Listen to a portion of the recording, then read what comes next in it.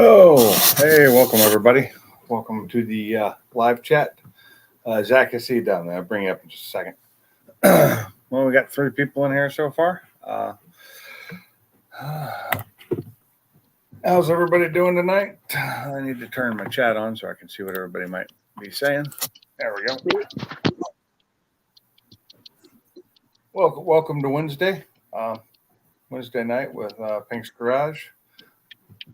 And we have lost all viewers, apparently.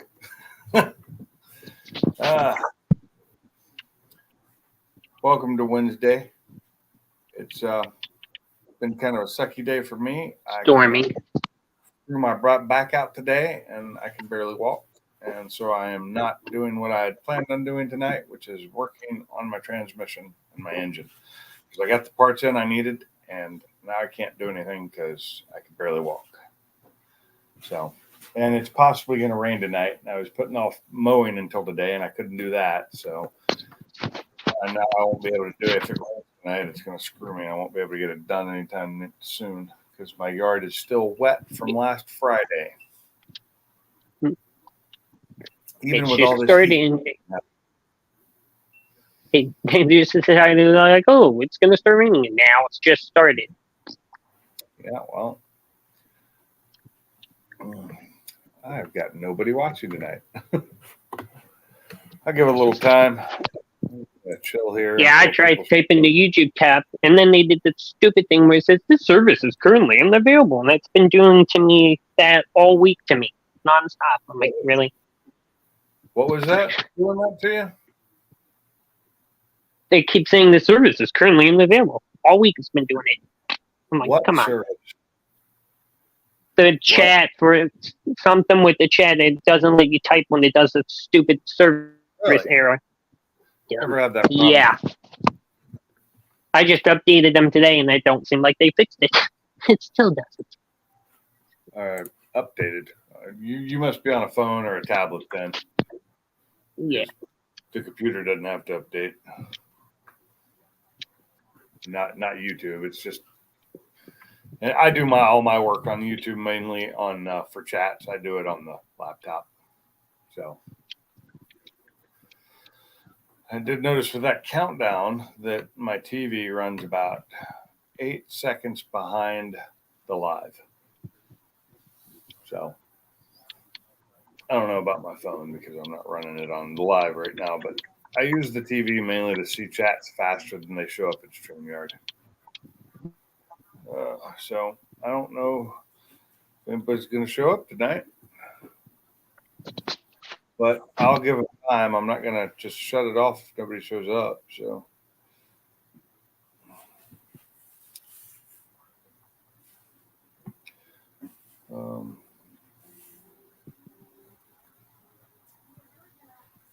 Okay.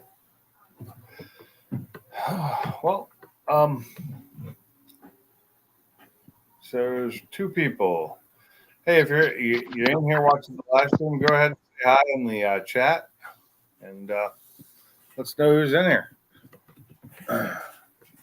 See what's going on. Right now, I don't really have a lot to talk about because I had a plan. I actually had a plan.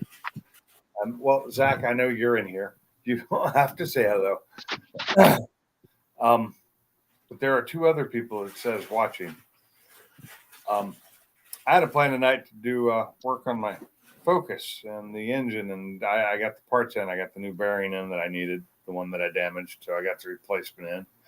I got the part in I needed for the PCV valve block off plate, so that's all good. So I can get all that done, and right now I mainly just need to get the transmission finished, put back together.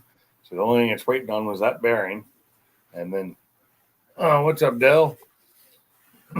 Once I get that bearing put back on, I can put all the gears in and try and line everything back up, put my shift forks back on it, and hopefully be able to put everything back together and have it work. But that'll have to probably be this weekend now. So I'm unfortunately a little slow today. I'm just having trouble just sitting at my desk today. It hurts so bad. I'm not sure what I did. I think it just my muscles just decided it was time to throw my back out again because it's more of a muscular thing, I believe. But I haven't had the medicine I used for my back. Haven't had that in like a week, and I finally got it again today. So hopefully it'll help. If not, I'm gonna be hurt because this sucks. I threw my back out the first time about close to 20 years ago, and it's got nothing but worse since. So we've been live 6 minutes. We still only have 2 people in here. What's up, Carmob? How's it going? You working tonight? Is my chat's not turned on the TV? Turned it off on another live chat today because we're blocking too much of the screen. Didn't realize it turned it off for all of them. Yep, you're working. Well, hey, gotta pay them bills, right? I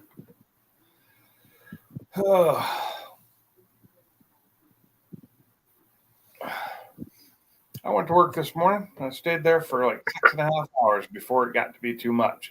When I got to work, I was fine. I felt great when I got to work this morning. My back hurt like it normally does. That's on overtime tonight. Oh, that's even better.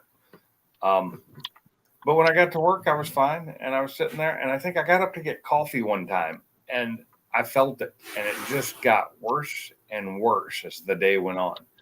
And finally, at like 1:30 or something, my boss said, "Yeah, I gotta go. I just can't sit here."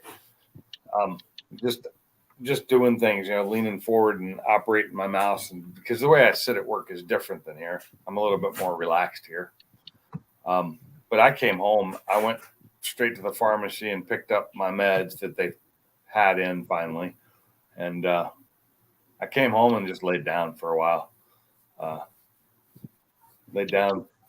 My wife got home, and then I probably laid down for a good 3-4 hours. No, maybe not that long. 2 or 3 hours at least. That's unlike me. But yeah, I'm just like standing up to do anything is King of Thieves. I don't think I've seen that one. Who's in that one? Like who's the main star of that movie? I know it's a tough job. Somebody's got to do it though, Mom. Somebody's got to do it.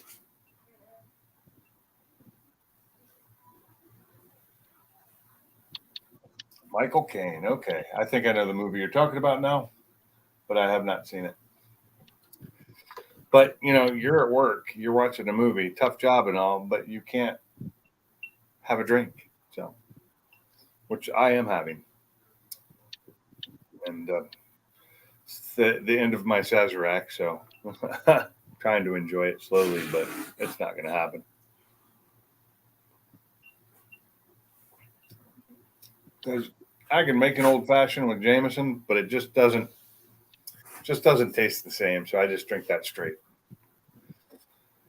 Yeah, got to stay sober on the job. Same here. So my job's doing something fun for a team building exercise on Friday. Friday afternoon, we're doing a barbecue, but we're doing it at the range, and then we're doing a couple hours of shooting, and that should be fun. And it's team building. It'll be cool. Take my guns with me. And they got some rental guns there. Maybe I'll try out one of the ones they have that I've never shot before. Yeah, off tomorrow. Yeah, I'll be at work tomorrow. Unless my back is so bad that I can't get out of bed in the morning. But we'll see. It's usually better. I mean, not great. Not like back to full performance. Usually better after a night of sleep. Usually. But you never know. Things change. I keep getting older, and things keep breaking. My plan at one time was to go to the drag strip on Friday night, but I think that's going to be off because my wife won't be home, and I'll be gone all day, and I can't just leave the dogs locked up for the entire day. That would be rude. So, well, hopefully it doesn't rain. Um, but so, and Saturday the TNT got changed to like a grudge match thing, and I mean, I don't mind when there's a lot more people there, but I just wanted to do a TNT that was nothing but TNT, where we weren't having to wait on anything, and I was just able to practice. Not try and race. We're not waiting for eliminations to be done or anything. Because when you do a TNT with other stuff, really, that sucks. Yeah, I get it though. I haven't driven my car, but when did I drive my car last? It's been a while. I haven't driven my car since Michigan either. Yep. The most I've done was put it in the trailer and take it out of the trailer because I ended up not going racing last weekend because I wasn't feeling good. Yeah, so the Mustang's been in the garage since Michigan, so I haven't driven it either, and I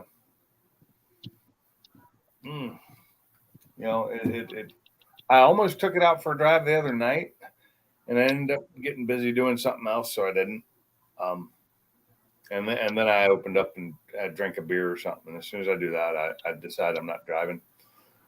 As soon as I start drinking something, I decide then I'm not driving.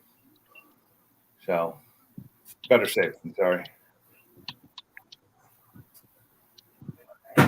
I changed the bitters. My orange bitters are a different brand. I actually have the Agostino ones now, and they're stronger. So it has a completely different flavor than the other ones I was using. Mob says hello, sweetie. Hello, Mama. And my wife. She says hello, and to tell your wife hello, but I know your wife is not with you because he's at work. Yeah. We talk, her and I talk. Yeah, she talks with Nicole a lot. I think they text each other a little bit. A little bit. Just a little bit. Mm-hmm. Oh, what a day. So, yeah, I didn't get anything done today. I'd planned on was come home from work, cut the grass, get cleaned up, and then be ready to do the live stream in the garage while actually working on something, which was the plan last week too. But last week I was just lazy. So, and then again, I'd broken most everything, so I couldn't really do much. And somebody is trying to break into one of my accounts again. I just got another sign-in request and denying it for one of my accounts. Hey, how's it going? I do a lot of stopping in to say hi things.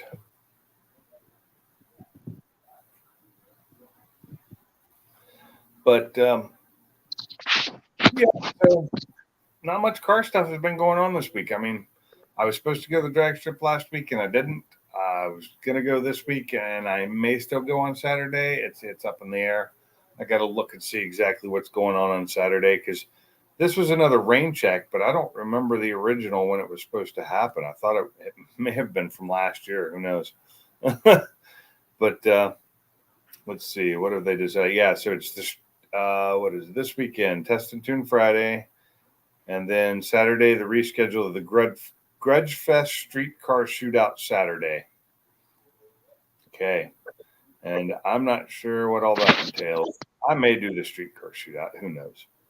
It's all depends on how I'm feeling. If I am able to load my car and actually do the work because I have to swap tires and all. If my back is able to do that, then maybe I'll go. But I don't know if my back is slow about feeling better. I'll be able to do that by Saturday. Let's see. We've got it doesn't really have much information here. Like it's a reschedule. It's free entry, $1,500 prize. I know from knowing all these street cars that I see that mine is one of the slowest. Even if I could take off in first gear, mine is still one of the slowest. What's up, Bama? Hey, Jacob. What up? What you doing? Where are you? Oh, you're outside the apartment right now, aren't you? Just got home in pain. in pain. What have you been doing? Went to Sky Zone thinking I was young. Jacob, you're not young. I mean, you're I know. young. You're a child compared to me. But all the shit you But all the I yeah, landed- like Colleen said, all the stupid shit you've done has made your body much older than it is. Yeah, my back hurts. I landed on my neck twice and I bent my back. Oh yeah, my back hurts too. Maybe it's your fault. Mine probably is my motorcycle wrecks. Yeah. My back's hurt carrying you for all those years. Oh. So mine hurts a lot. Oh, I get it. I'm gonna fix this in weird mode here. There we go. That's better. Much better. Much better. Why is your phone not sideways? Because I have auto rotate off and I never hold my phone that way. Oh, you suck. Yeah. So, anyway, I don't have auto rotate turned off, and I always hold my phone that way when I'm doing something where I want to see a full screen. I mean, I can see full screen. I don't think full screen even matters on here. Hold on. See, there you go. That worked. I guess it does look better on this too. Yeah, it does. Even on that. Oh, it's crazy. Got Bama and Stupid Fast in the house now. So, how long were you at Sky Zone? 90 minutes. I just realized we have one of those up here in Florence too. I think for killing. Yeah. 90 minutes. I should go. That was- seems like something good for me as a trampoline place. Make sure your insurance is up to date. Yeah. Did you hear her? No. She said, make sure your insurance is up to date. It's like, yeah. Well, the only thing that hurts me is I hop on the Super Tramp. Super Tramp. I It's know like that. a trampoline that you bounce on. It can shoot you 15 feet in the air, and then I end up hopping on the 10-foot zone, and then I jump off the 10-foot zone onto this trampoline, and then I don't know where my body's going after that, and I just land on my neck. Land on your neck. Nice. That's not, God, to be young again and to be able to do this stupid stuff without fear of consequence. Because at your age, I I could fear have, consequence. I'm feeling the consequences. but at your age, I could have done it without much issue. No, my back hurts. I don't know what happened to my back, but I bent down the other day. My back started hurting the other day. I bent down to put the dog's leash on, and I popped something in my back, and then my back's been fucked since. So, yeah, that would be a bunch of stuff you've done. Yeah, probably. It's probably wrecking my motorcycle 2 years ago into a tree at like 60. Yeah, that never He helps. should have landed on his penis so he couldn't make babies anymore. Ow. Carolyn said. You know, Is it so? it seems like a lawsuit waiting to happen, but they've been around for a while, and I haven't heard of any. It's because you have to sign a waiver before you go in. I know, but waivers can be lawyers can fight a waiver. Trust me, Around waivers. Yep. lawyers can fight a waiver if there's enough money. in it. Yes. Hold on. So, all right, Judge, I'm suing them because I'm a dumbass and I did something I shouldn't have. Yeah, exactly. See, the problem is when if somebody were to ever die there might be a lawsuit. Yeah. Make a big- But I've never heard of anybody dying at a Sky Zone. I've just heard of people getting hurt there, and it's usually older people like me. No, like my age. Hold on. So there was this 50-year-old dude, and he was sweating, and we were on the part where like it's there's 6 trampolines around the spinny thing, like it's a bar that just goes around. Yeah.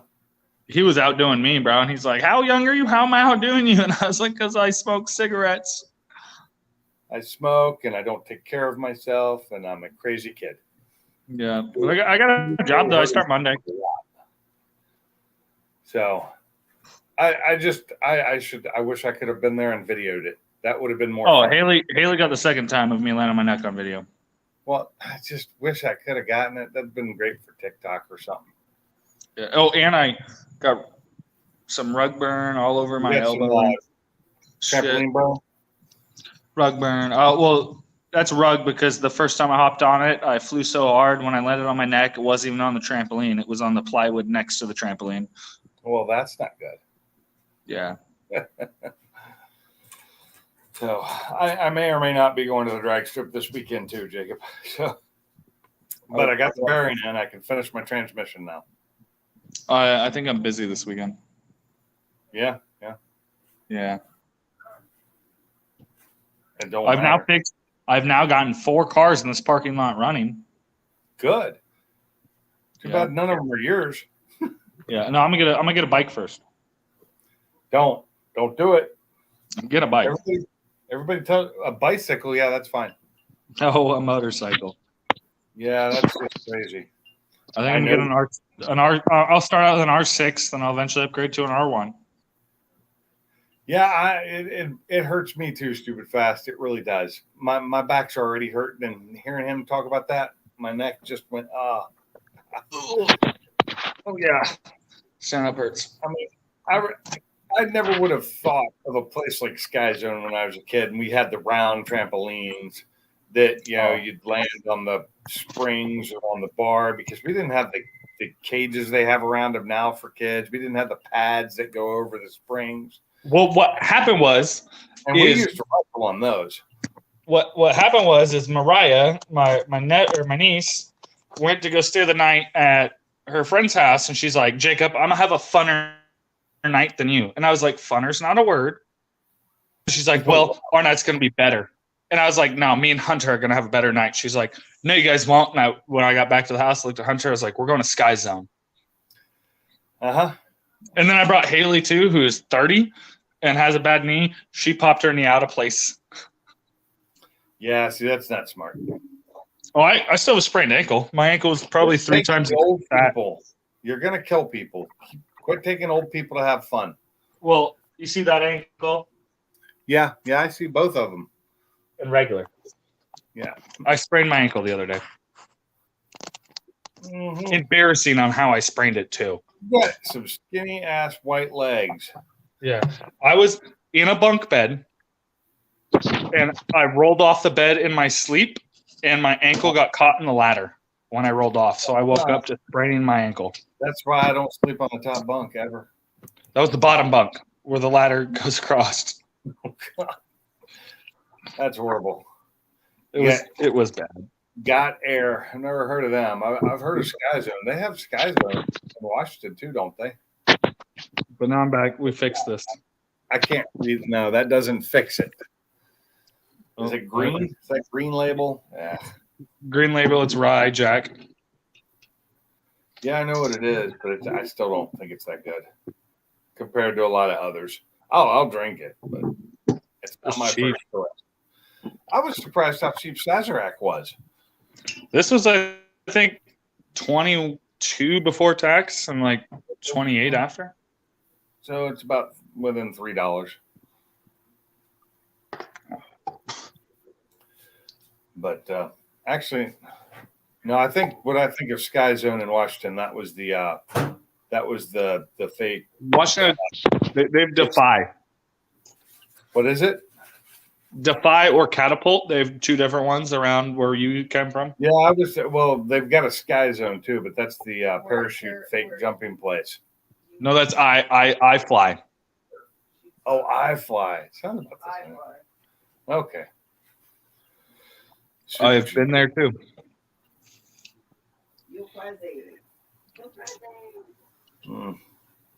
I have not, because at the time I was too heavy.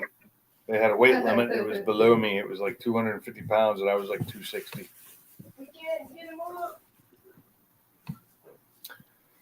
But yeah, Surprised no one else was up in the panel. I know. Well, Mob's at work, so I did watch. I watched Boosted's video on copper. which one? The first one or the second one? The first one. He's got a second one. Yeah, he's got a second one where he changes spark plugs. Then the second one, because that's the one I watched.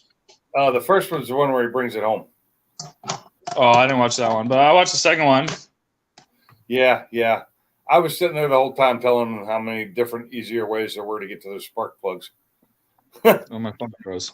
Can you? Is my head The moving? reason it was so hard to do is because he was at such a hard angle on some of those. He Oh, had maybe that. don't like That is universal joint. At such a hard angle. Of course, it's going to be hard to twist them out. You're going to use like 3 times the amount of torque. The just so he knows that the extra. Somebody had mentioned in the comments about having it'd take less torque if you had less extensions. And I'm like, no, that's completely wrong. The extensions don't do anything. No, Take away torque. extensions do. They lose leverage. No, they don't. Leverage. No, they don't. It's a physics thing. Look it up. They don't lose torque either, and lost them. I had the AutoZone sells the spark plug tool, which is like an adjustable wrench that's bent. That's the best tool I've ever bought for difficult spark plugs. Really? I've never seen that one. I've still got my old spark plug, which is a T-handled with a just The bar. 5/8 on it. Basically, No, this one comes with your extension, Which one's but- bent? You're burning something. but the ratchet that comes with it is like bent like this and swivels up and down. yeah. So when you have like what spark plugs? My van, where you got to get it from the dog box, or even a 4.3 Vortec. Uh-huh. Super nice. There you go. I'm on the line. Yeah. Well, I know that just with the tools I have, I can get the most spark plugs, except in a Subaru, certain Subarus, because of where you have to raise the engine a little bit on some of the older ones. What'd you do? He muted himself. That's why I can't hear him, because he's talking to somebody.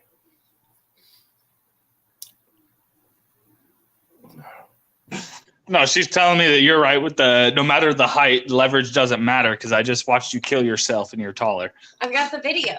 Yeah. Oh, she got the video. Does he have Christmas lights up? I don't know if he has. They might. Yeah, it looks like Christmas Those were lights. Christmas lights. Don't judge my house. He's not judging your house. He was just asking. And I I want got a disco ball. They I'm just do. putting a comment. That's all. They are Christmas lights. Hey, Oh, and Whatever. if you're trying to go to disco? there you go. There you go. I don't care how people do their houses. They do them the way they want. Yeah, I wouldn't have Christmas out about. I think there's this one country song. I'm a redneck, you know. Redneck Fresh woman? Wilson. Jackass. It's okay. I ain't judging. I am not. I've had much worse than that. So Oh, there's Bama's Mustang. I love Fox bodies so much. Look, Yeah. I've got red, white. Christmas in July. Well, yeah, Brailsford just won a contest for Christmas in July at an RV park, and Yeah, Yeah. sweet ass lights going. I love Christmas. Really? I haven't. You really need to slow down because I can see you taking shots in between drinks. You need to slow down. Don't you start work soon? Monday. Oh yeah? Ask him how his back is. What's up, Jim? No, whoa. I told him my bag was fucked. It's okay. My knee is 10 times the size, so we're Well, good. I'm gonna let you go. Well, fine. You know, Well, I'll hop in the YouTube thing, but I don't want to hear her on your panel and shit. You guys are talking. oh, okay. All right, I love you. Oh, shut up. Bye. Calm down. See you later. Love it. Bye. And we just lost my son. What's up, Bama? Not much. So I'm dropping in for a few minutes before I went in the house. Yeah. I'm already in the house because See what y'all's up to. I'm a little too sore to be out in the garage right now because I threw my back out somehow this morning. Not quite sure how that happened. Well, if it's like me, you can just roll out of the bed and throw it out. No, I didn't. I did it while sitting at work. Maybe it was when I got up to get coffee, or maybe it was just it wanted to go. I mean, I hadn't had my anti-inflammatory meds that I use for my back in like a week, and I finally got them again today. And hopefully that'll help. But now that my muscles are all super tight, that's going to take a couple days to heal. Because they spasmed out on me earlier, and that sucks. I was sitting there, like trying to walk back to the shop to look at something and doing all that, and I'm like having to do that breath thing where you're like, oh, okay, that hurts. Yeah. Oh, I get like every day, stupid fast. I get my feet cramp up, both the tops and the bottoms, my ankles, every single muscle in my leg cramp now, and it's all due to a back injury because of pinched nerves, and it hurt. It just sucks because I can't do anything about it. Lately, it's been been my hamstrings cramping up, and that sucks. That's a big muscle. Ooh, ew. Yeah, getting old sucks. The worst times when you're laying in bed and they cramp up. That's what I'm talking about. Laying in bed, I have to get up to make them Yeah. stop. Sitting up doesn't do it. I actually have to get up to make them stop. And sometimes I have to sit there and like stretch them for like good 3-4 minutes before they'll stop, and that hurts even more. Ooh, beer cheese is so good on a burger. Why you do that to me, Karma? My dinner tonight was a roast beef sandwich that I made myself, and it filled me up. Actually got pretty full off of one sandwich, so I got some other food in the fridge if I get hungry later. But I don't know. I just don't eat as much as I used to. I'm not using that many calories. Although if I go for too long without eating, I get lightheaded and start getting woozy. So I got to watch that too, because I'll go all day without eating, just not being hungry or not thinking about it, being busy, and next thing you know, you're lightheaded because you're having a sugar crash, basically. Yeah. Yeah, hypoglycemic. Yeah, wait till you get to 59. Yeah, I know. I'm only 52. That's what scares me. But I am beyond the age that I thought I'd make it to as a young child. A young child of 18. And I said, I ain't worried about 50. I ain't making it that long.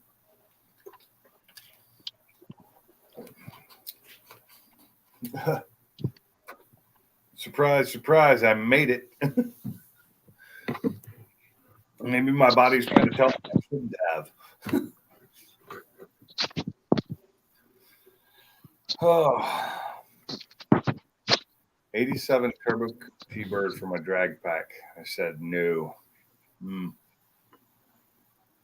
I'd say no too.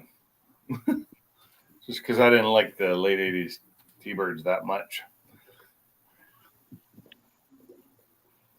Yeah. I do need to put my tires on. I get those tires or wheels I need to put up for sale. But I've also figured out how to do my air conditioner, my portable air conditioner in my trailer. So I think I might be able to mount that in there eventually. Is the 87, was that the shorter one? Yeah, let's see, 87 T-Bird coupe. I'm trying to remember. I'm looking it up. Well, I'm gonna try and look it up. Damn it.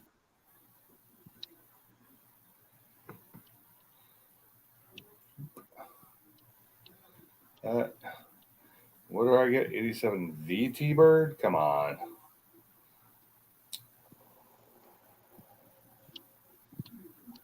Okay, so something like that. If you can see it. Like that one? Oh, hold on. I Yeah. just put a T-Bird coupe. I didn't put the turbo part in. Yeah. Yeah, see, I don't hate them, but it's not a car I'd really want that much. Yeah, my ex-brother-in-law traded his in for something. I forgot what it was. No, And I was able to buy it back from the dealership for $600. I think I sold it for almost $3,000 back then. I wouldn't mind having, I think it's 87 or 88 Monte Carlo now. Now that I really liked. I'm not sure what year it was. I can't remember because that's a long time ago. Let's see. I'll look it up real quick too. Monte Carlo, yeah. 87 would have worked too, or the 88. And there it is. This is only a partial picture because it's the one I clicked on, but that is the exact one I wanted. That color, those wheels, that setup, I loved it. I like the lines because I kind of started to bring the lines of the 70s back, you know. I just love those cars. And I had a friend of mine's older brother, and I was in love. Oh yeah. Was in love Yeah. with it. Yeah, Well, it had real sharp lines. That's what I like about it. there we are. There is the Monte Carlo SS. That Yeah. was a beast of a car, in my opinion. Hey, Barbecue Mike. Yeah, I did. I really wanted one of those. I mean, I'd love to have one now if it still looked like that. I don't have the money for They one. actually come with a decent looking rims from the factory too. Yeah, they did. That was what the crazy part was. His was completely stock, and it sounded good. It looked good. Yeah, the homologation or whatever. Barbecue Yeah, Mike. Yeah, the ones they made just so they could do them for NASCAR. Yeah, and yeah, those were pretty sweet too. But I think that was the next year. I don't think that was in 87, was it? I think that was 88, 89. Yeah, I think that was after because it had the bubble glass, I think. Uh-huh. Convertible Mustang. You're looking at a parts car. Okay. Hey, if you like convertibles, more power to you. You know, people do like them. I'm just not the one that's a fan of them. I don't mind them. I mean, I'm just not going to buy one. I don't like sunroofs in them. And I say that, and I have a sunroof in my Focus, but that's just because it's the only way it came. Or every one I've had has been, I wanted it without it because it has more headroom without it. But T-tops I wouldn't mind on an older like 85. But I just wasn't really into the convertibles. Just a me thing. I don't hate them like some people do. I don't believe they're really parts cars. I mean, they're definitely salvageable. And they have, the same, they're just heavier too. They are heavier than the coupe.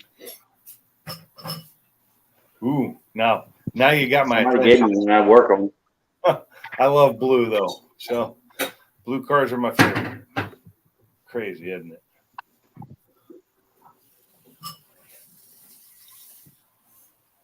You're not up on the panel. You get a picture of it, but are you driving right now? You out of town? You home? Send it. Let's see it. Well, I don't have it. No, I'm talking about Barbecue Mike. Yeah. Well, he may be driving. Text chatting, we're talk chatting. Because I found I can actually set my phone up to do that. If I'm in a chat, like on a YouTube, you're in Battle Creek, Michigan? What? Nothing. Isn't Battle Creek like the home of Kellogg or something like that? Anyone? Bueller? You got me? Yeah, I He think said, it is. yep. Yeah, Battle Creek, Michigan is the home of Kellogg cereals, I believe.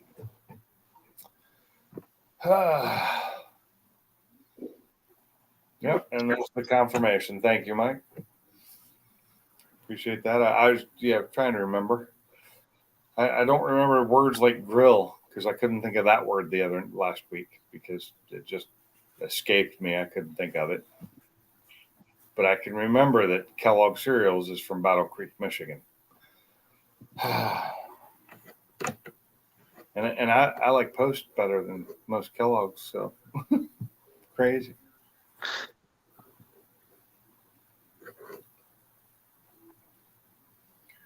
Cinda, who slew a box tops there? Oh yeah, to get free.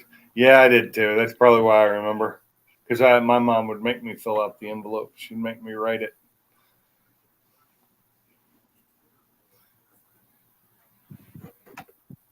Okay, you have fun, Mom.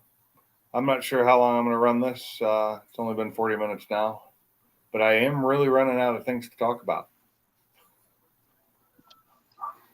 With that we used to have here like a month ago, it's not quite the same.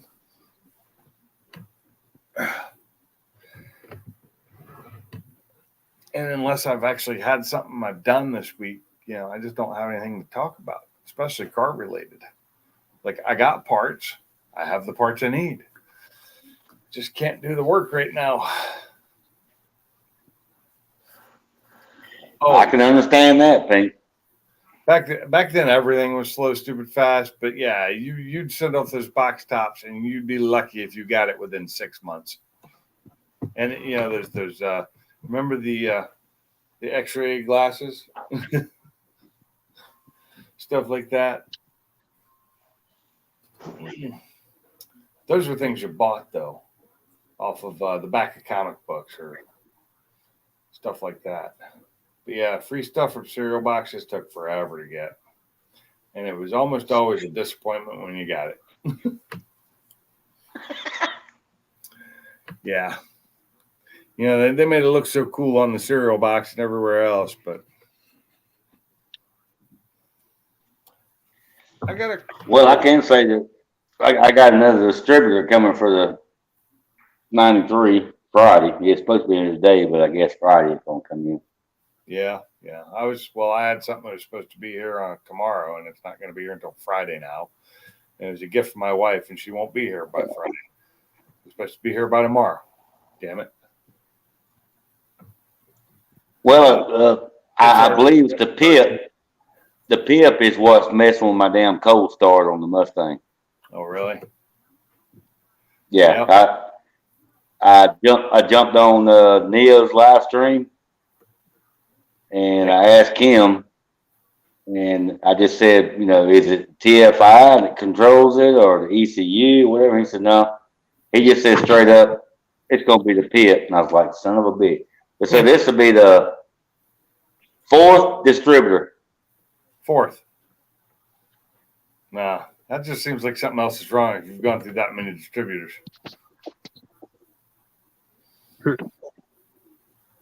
Well, everything you buy now, basically electronic is junk.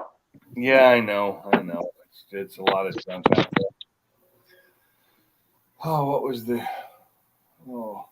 I had something I was going to say and gone. Drink more Ovaltine. Stupid fast. I forget how old you are, stupid fast. You remember all that stuff. I don't know how, because my brain's already forgotten most of it. I mainly just want to be able to work on my car. And hell, Vince. What's up, Dan? What's up? Oh, not much. Just And hell, I don't know if you was the one in the live stream. I still got a lean problem with the 68. I done tried everything I can. I have no idea what to do with I've tried everything. It's been so long since I've had a car that old. I mean, I've had them, but they weren't. Most of my old cars like that were European. Did I just lose Bama? Looks like Like- it. That's weird because it went black, Yeah. but it didn't go away. Wonder if his phone died or something. There it went. I don't know, or his internet went out. One of the two. Oh, you're just sitting turned around from where you're usually sitting. Yeah, I'm sitting in my chair rather than sitting at the bench. Yeah. I didn't feel like sitting in my chair today. That chair. It's kind of uncomfortable after a while. What toolbox is that? It's just a Harbor Freighter. Is it? Oh, yeah. I'm not used to that. Is that a newer one or one of the old ones, the Series 1? No, this is a Series 2. I bought it probably about this time last year, maybe a little earlier. Yeah, I got mine about the same time. Bought mine used, though, and it came with the top, bottom, and the one side piece with the doors. I did the math. I want 44 inches, which everybody buys, and the drawers were just too big. Because Really? the way I look at it is like each one of these drawers are specified for something. Right. I went to a 44-inch, each drawer's double. So now I got to like combining wrenches is one thing. But like my 3/8 drive, I would be putting 3/8 drive and 1/4 inch in one drawer. Then I'd have 1/2 inch in another drawer with other random stuff. Uh, I like, what I is like it? distinction. What size is that one? Is that the The 30 inch? smallest one. The 30, whatever, 31. Yeah, it's a 30 inch or something like that. Well, I bought mine used. It was $800 for all of it. So This What- was $550 new.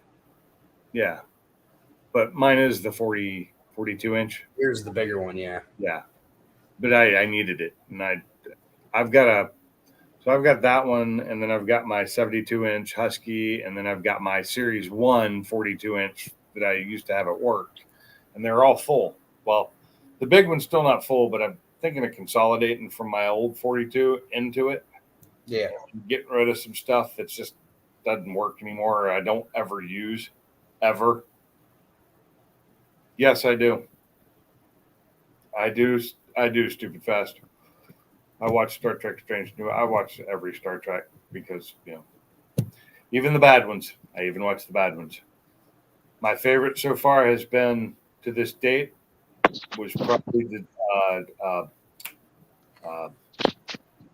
I almost said Discovery, but that's like my least favorite. Oh God, what is it? The one where they're on the space station. I've never watched any of them, so I wouldn't know. Yeah, I cannot believe I can't think of it. But there it is. Me not being able to remember a word. Null sent a message. My phone didn't want to pick up your name. Oh, that's not bad at all. Oh, that's Facebook. It won't do that. There we go. This is the car in question he was talking about, the convertible blue. I like that color a lot. I like that color. Like, I'm not a blue person, but if you give me like blue with some metallic in it, I'm happy. Oh yeah, that looks good. I like the wheels. That's a nice looking car there. What year was that one? That's a 96. Okay. So Fox Body 2.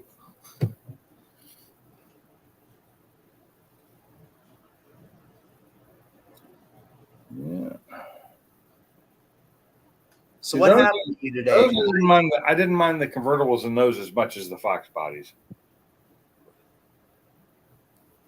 It's a nice looking car though. Thanks, Bama. Oh, you got a Winston Cup series on? Yeah. Back before they made him change the name. Yeah.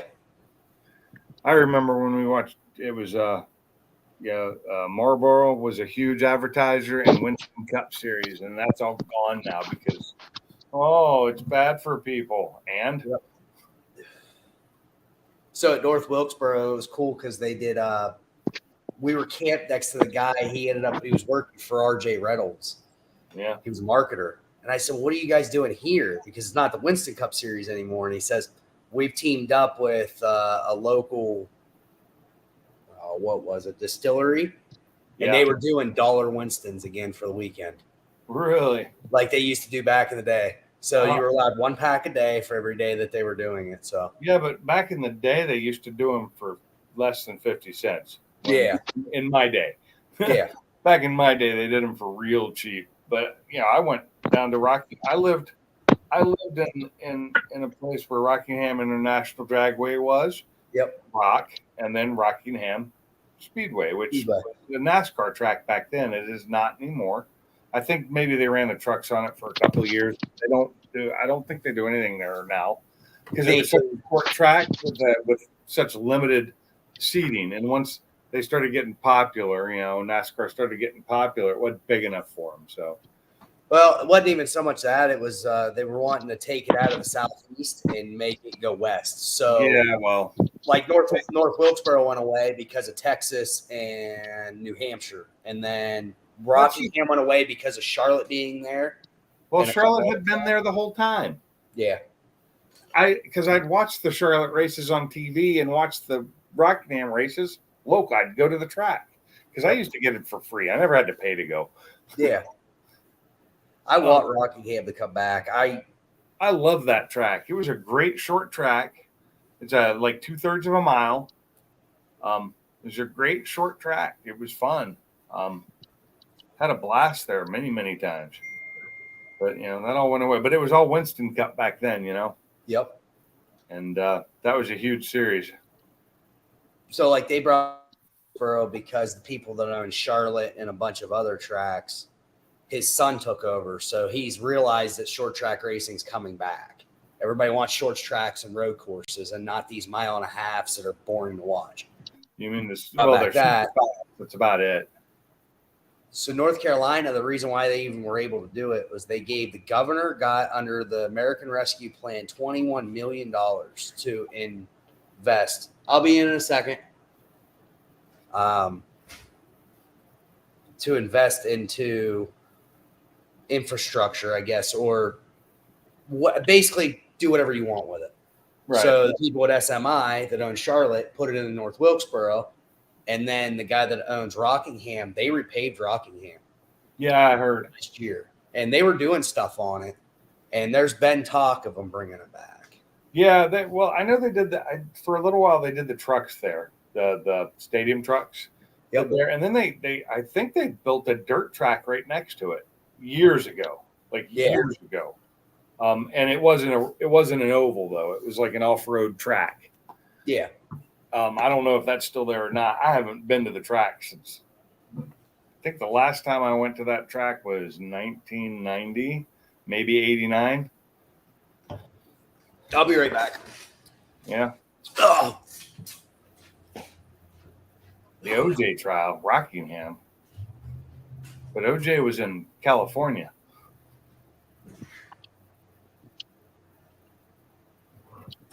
Trying to read these comments. They're so small. Oh, Rattle Trap. Drink your Ovaltine for them strong bones. Ovaltine wasn't bad, though. I liked Ovaltine when I was a kid. I didn't get it very often, though.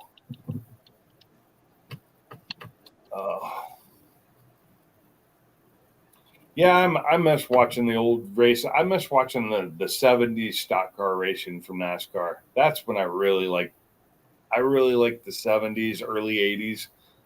And the stuff I was watching in the late 80s wasn't that bad either, but the cars you could tell. You could look at a car and know what it was, or at least what car it was supposed to be. Nowadays, you look at them, and if they didn't have the big logos on them telling you what they were, you'd have no idea what kind of car they were, because it's just a painted-on scheme now. They all look about the same. Not a fan of that. I like stock cars when they were actual stock cars. Yep. 70s, man. Oh, Rockingham Street. Okay. But, yeah, it's just crazy. Things have changed a lot. Somebody's been using this table to cut things on, because I have cuts in my table now. That's weird. Just noticing that. I bet I know who did it. Was not me. So I signed up to go. They do Drive the Glen. Yeah. Watkins Glen. So the Mustang Rally of the Finger Lakes always puts together a group, and there's like 30 or 40 Mustangs that go in one group. Where is that? Watkins Glen, New York. New York. Yeah. Okay. That's a northern, right? That's upstate. It's upstate, but it's down along the southern tier along the PA state line. Oh, okay. I've never been there. I don't know my geography that well. So I love road course racing, but not for NASCAR. I do love road courses, but not for NASCAR. I love driving them. They are just, it's so much fun. Because I could It's fun just to do that. Huh? It's a lot of fun just to go do the Drive the Glen, even though they say you follow the pace truck and you do 55, 60 mile an hour by your third lap. And there's so many of us. Last year, we were doing one on the front stretch because we couldn't find the pace truck no more. He was gone. Yeah, I've done I've done a couple of those lead follows. And I hate it when they do it. Like we were doing this one time, and the lead car was doing like 40 miles an hour max. And I'm like, really? I paid money to do this. This is bullshit. I want to be able to Yeah. drive. I have a sports car. It can handle this. But after that, They got to. then I started being able to drive courses because I went to a school for it, and I did some of the track nights in America, which depending, they can either be great or it's an SCCA thing. They can either be great if they're run by good people, or they can be total crap because they put too many cars on the track at one time, Yeah. and they let people into groups they shouldn't be in. So, but I've had a lot of Last fun year, doing the it. only thing holding us up last year was a Fox body convertible. Yeah. What's up, Victor? Oh, you were talking NASCAR, IndyCar, and F1. Really? See, I don't mind F1 doing them. F1 belongs on a road course. They really do. That's the only place they should be on. But I like running them because it's just a lot of fun. The Mustang handles them really well, and if I ever get it finished, the Focus really does well. It's not as fast as the Mustang, but it does really well on the road course. That front wheel drive handles nicely. Oh, okay. You like F1 and Indy. No NASCAR. Yeah, NASCAR should do it. F1 and Indy, fine, because those cars are made for it. NASCARs were originally designed to turn one way.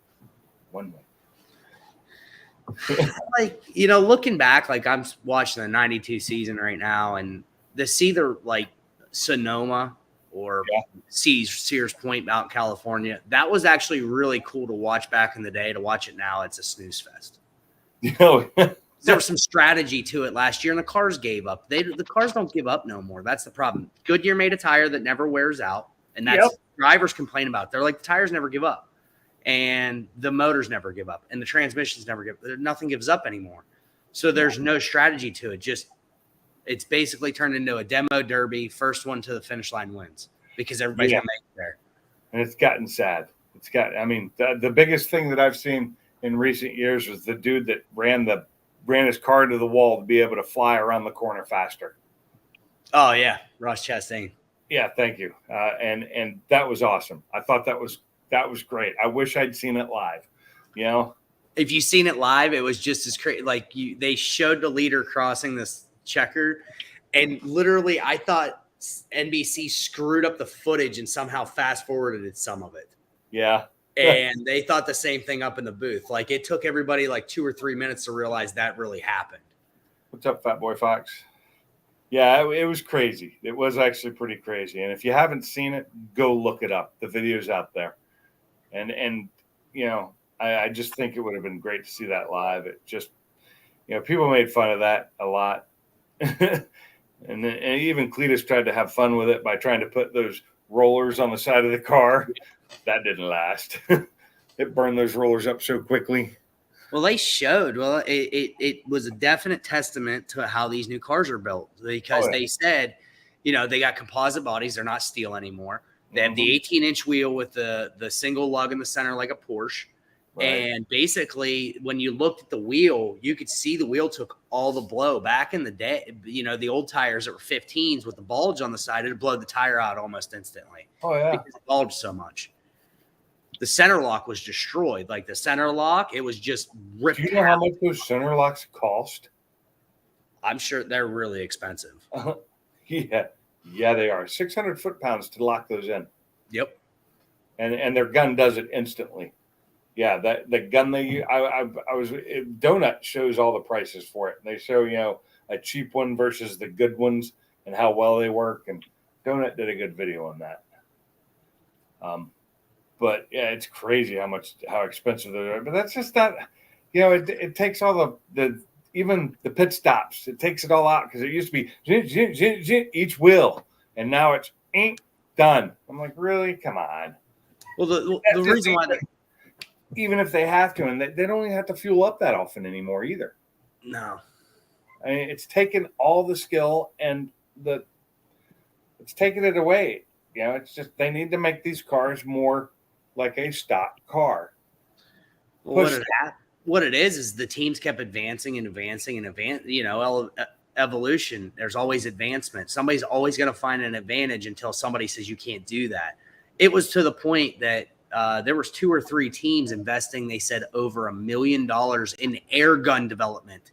Yeah. To make the air guns run faster. Wow. So they were screaming, save us from ourselves. So what NASCAR do? They have one company that makes the air gun. The air gun is assigned to the team. Each team, each weekend, you will sign it in, sign it out, and sign it in, and it'll be tore down every week and rebuilt. And if it is modified, it will be DQ'd. So what they do? That's great. They did that. Well, there was air gun failures, and they were blaming the company for not doing a good job at rebuilding them, that we were having failures. Come to find out, you're supposed to run nitrogen. Well, the teams figured out if you run helium through them, they'll run 20% faster. So now NASCAR mandates the nitrogen tank, the air hose, and the gun. Yeah. I think That's how we've got to this point. Is it's always I evolution. know, it's just the craziness. I mean, I think you go back to making them all run stock cars with cages in them, with good cages, like better than they used to have. But Yeah. make them run stock engines. Yeah. They actually made the car too good in the beginning. Yeah, when they wrecked, it was dissipating enough energy. Yeah, that's true. Over the years, they made the cars less safe for a while, and that's why people got hurt. Then they started making them more safe again, and then they went a little overboard. And then they went really overboard with the one car that they have now. Basically, they're all have to fit almost the exact same body shape. Yep. And what's the use in that? Why even have a stock car? Why call it stock car racing? Although I don't think they do anymore, do they? Yeah, they do. It They shouldn't still be. claim that They're name. not stock cars, are they?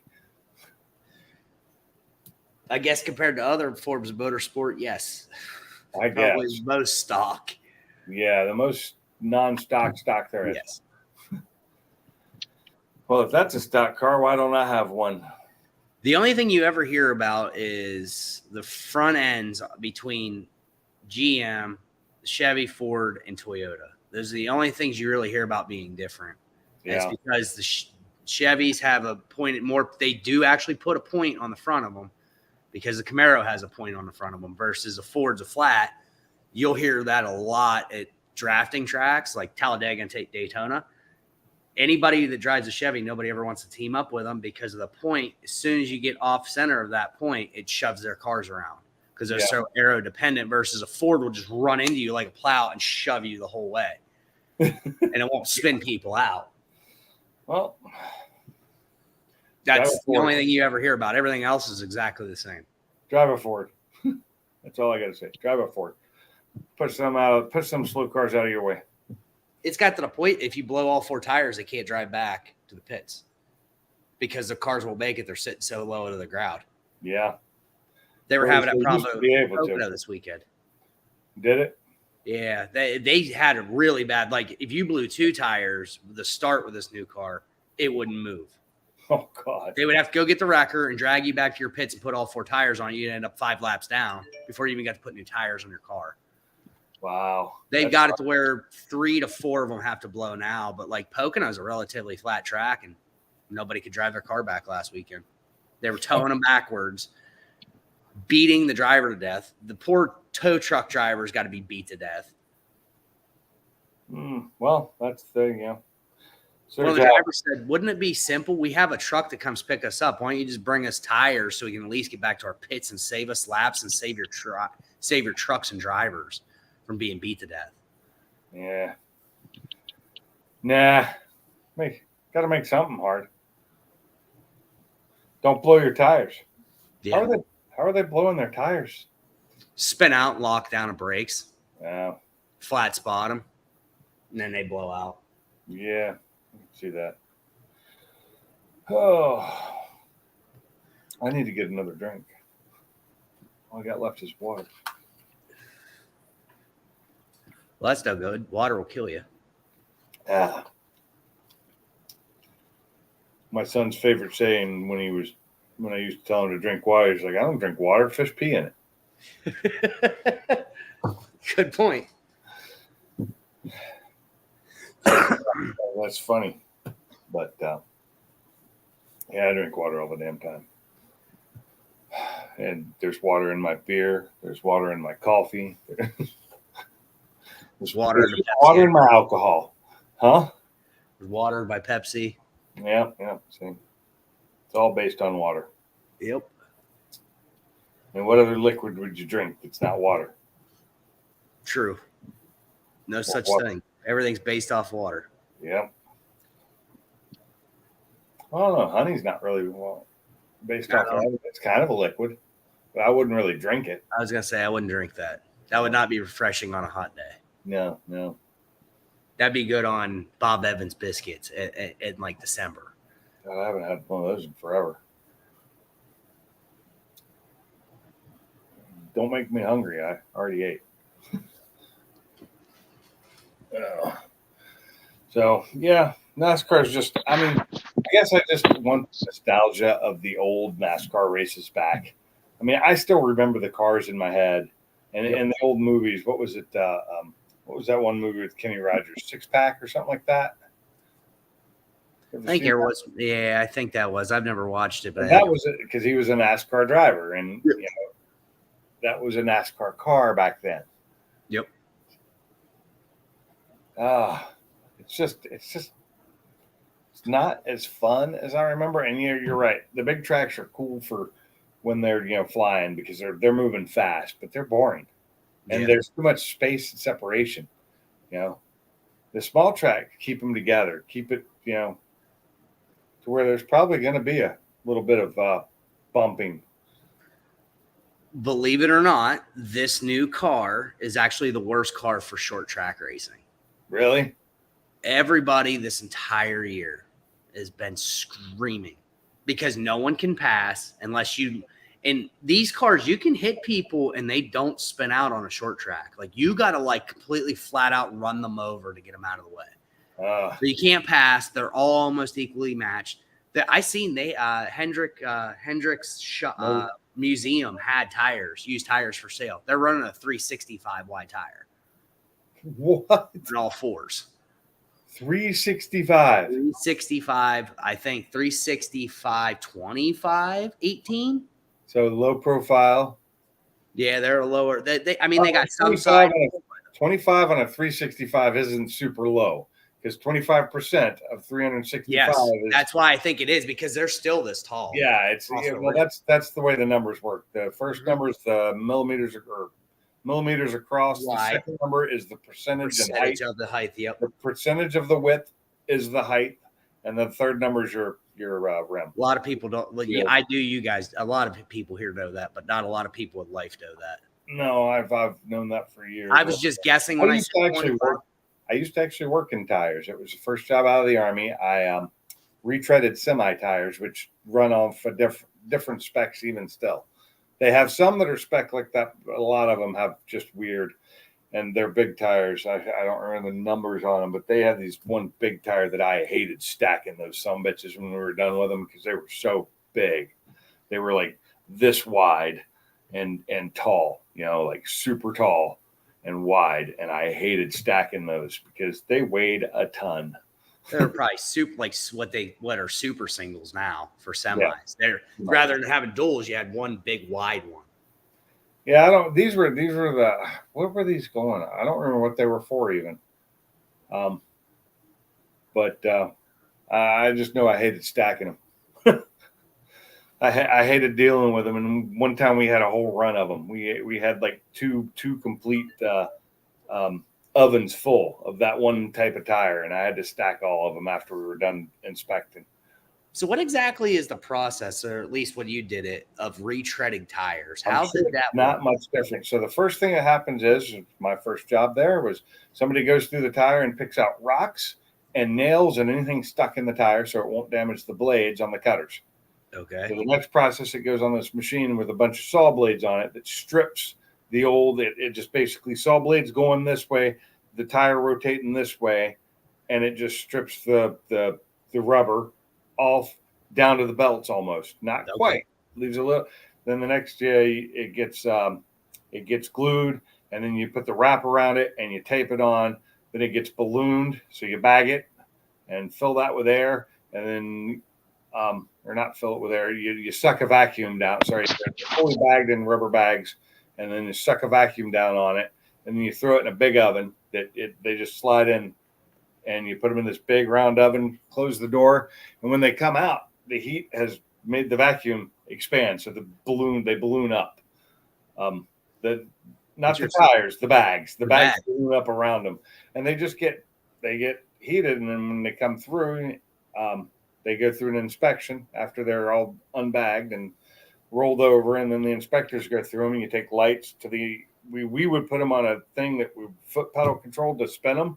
Yep. So we'd get in there with a light and check the insides to make sure there was no damage, nothing sticking through, and then you do a full inspection of the outside to make sure everything's sealed, it got good adhesion, all that, and then you take the black paint to the rim, you paint them to make them black again, and mark them and stack them. That's it. Now, there was a lot of work. It was not an easy job, any of it. I think the guys doing the saws had the easiest job because they just sat there and ran the saw. Wow. They were also the ones that had been working there the longest. Well, I'm sure. Seniors always get up there. Yeah, yeah. Seniority. I got laid off right before Christmas, so it slows down in the wintertime. They don't need as many people, so I got laid off right before Christmas, which was fine. I mean, it sucked because I was hoping to work up to Christmas break, and then I was going to quit because I already had another job lined up, and it was a better job. Yeah. So, just start somewhere. Yeah, that's when I went to. Oh, what was that job after that? Kaiser Aluminum. Yeah, I went to work for Kaiser Aluminum, an even harder job apparently. What'd you do there? Made aluminum. It was the Kaiser Aluminum, Tacoma, Washington. We actually made aluminum from ore. Okay. Yeah, it was. I'm sure that was interesting. No, it wasn't. It was horrible and hard and hot and sweaty and one of the hardest. It was the hardest, physically hardest job I've ever had. In the summertime, it was over 200 degrees in there, and you're wearing double everything. Like your pants are double jean. They're double thick. Shirts double thick. Either full face respirator or respirator with face mask, hat. Sucked. That'd be atrocious. Oh, it was horrible, but it was to try and keep you safe, from getting burned from aluminum. And I got a steam burn on my arm one time. I thought it was going to ruin my tat. Luckily, it didn't. I almost fell through a crust one time because I slipped. I came about that close to having my foot go down into the molten aluminum. I'm sure you would have noticed that. Yeah, I wouldn't have a foot. That's just a little over 1,500, just 1,1600 degrees. Yeah. Oh, and our boots were, they did not have metal shanks in them for a reason because of the heat. But they did have metatarsal guards built in. So they were heavy steel-toed boots. Okay. But, just fun like that. And everything in the place was magnetic because it all ran on DC power. So if you had any metal around you, it stuck to everything? If you got close enough, it was just all magnetized. It wasn't like a super draw to it, but if you weren't careful with your tools, they'd stick. They would stick to things. And welding in there, oh my God. Getting your spark started, because it was all done with stick. Getting that spark started was key. If you didn't get that spark going instantly, you were like, it's stuck. Well, I already have that problem with a stick loader to begin with. Now let's magnetize it. Imagine that worse because it's magnetized. Oh, it was all so basically the whole thing ran. They were like, if you know what an anode and a cathode is, basically a diode. Yep. Basically, the way they worked was it was a large diode. So the base of it was the cathode, and then you had this big anode coming down in there that created heat. It had a bunch of bars stuck in it, that would carry the power into the anode, and it basically created heat that way. This is the old school style ones. And anode tending was a job. And those are the guys that went in there and pulled the iron bars out, when they got too low. So, because it would eat it as it went, it'd eat it and then put new ones in up top. And, you'd have to move all the connections. And that was not a fun job. And those guys that did it were really good at it. I was not. I hated anode tending. I didn't like pot breaking either. That's the pot keepers that had to go by on this weird pneumatic machine, 3-wheeled machine that had a thing that would break open the pots so that they could put new ore and stuff in them, because you had to add ore, fluoride, whatever it needed to keep it, to keep the aluminum pure. I can't remember all that. I was what was called a pot room spare, meaning I did the job of people who didn't show up to work or had the day off. But I got paid their pay. That it was a union job. So if I was doing their job, if I wasn't doing anybody's job being a pot room spare, I swept and used a Bobcat to clean up, and move things around. And then if I was lucky, I got sent out to the new anode straightener or anode bar straightener, where they'd send the bars to be straightened because they would bend. Yep. And I loved running that machine because it was brand new. It was a brand new machine they just made, and it was running on a Siemens PLC, and nobody knew how to run it. I was really good with computers even back then. I knew how to run it. I knew how to fix the program if it stopped working right, because it would sometimes. So I got lucky to be out there on 4th of July and got to do a double on 4th of July. So I ran, I did 8-hour graveyard. Then it was the end of our graveyard shift.